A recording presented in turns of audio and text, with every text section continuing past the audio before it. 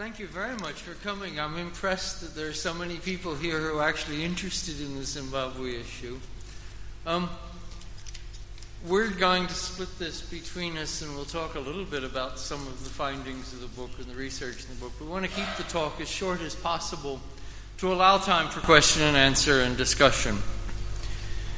And of course, land in southern Africa has always been very conflictual.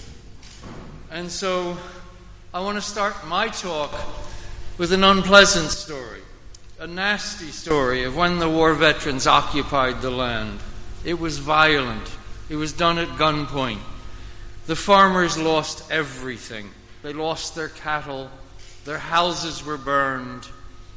The veterans were white veterans of World War II. And it was the period in Rhodesia between 1945 and 1955. 100,000 families were violently displaced from the land. They were violently displaced because of the 1930 Land Apportionment Act, which had defined the best half of Zimbabwe as being reserved for Europeans, for whites.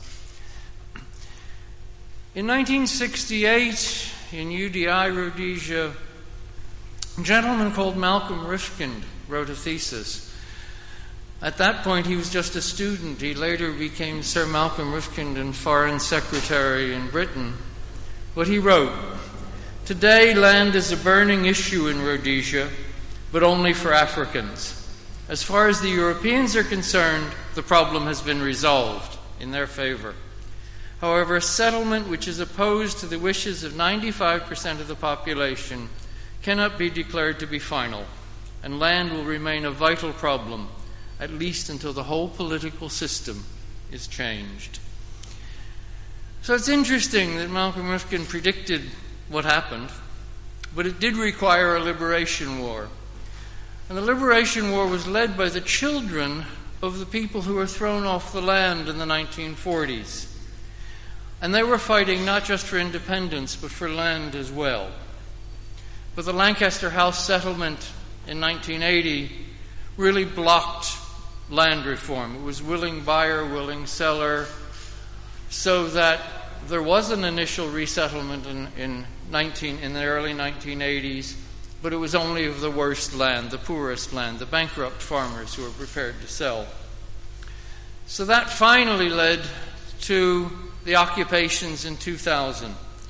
And the occupations in 2000 were led by the war veterans, who finally said, 20 years is enough, we're going to take the land. And 170,000 families replaced the 4,000 remaining white farmers. But that too had been predicted. Bishop Donald Lamont in 1976 was on trial for treating gorillas in his clinics in Manicaland, sorry. And in his statement from the dock, he said, "Were there to be an African government in this country, and if the present laws were retained and used in reverse against the Europeans, what a protest there would be. Thousands of whites would be driven from their homes and farms without compensation," which is exactly what happened. The Africans had learned the lesson from their white colonizers, that land is taken by force. And as the bishop predicted, what a protest we have heard. He had hoped that the Europeans might possibly be treated better than the Africans were. And some were. When we were doing the book, we interviewed Keith, who has a cattle farm in the Midlands, white farmer.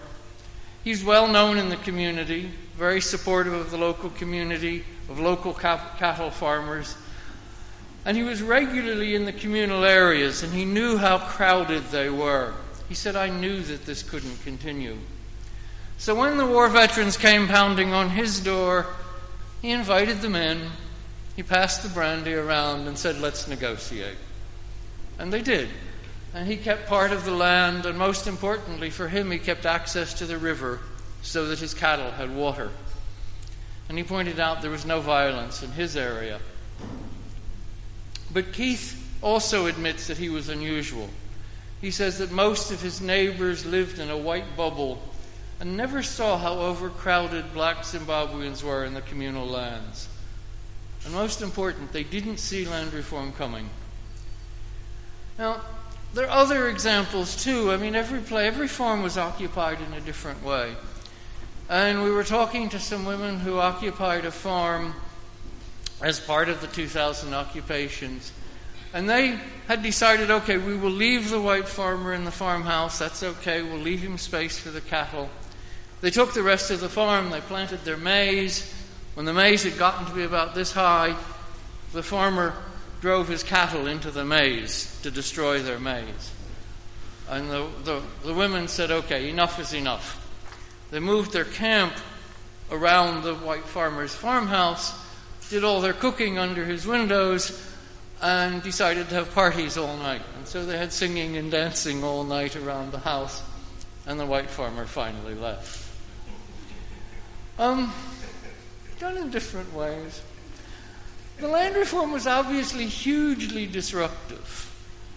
But a decade later, our book asks, what is happening on the ground now?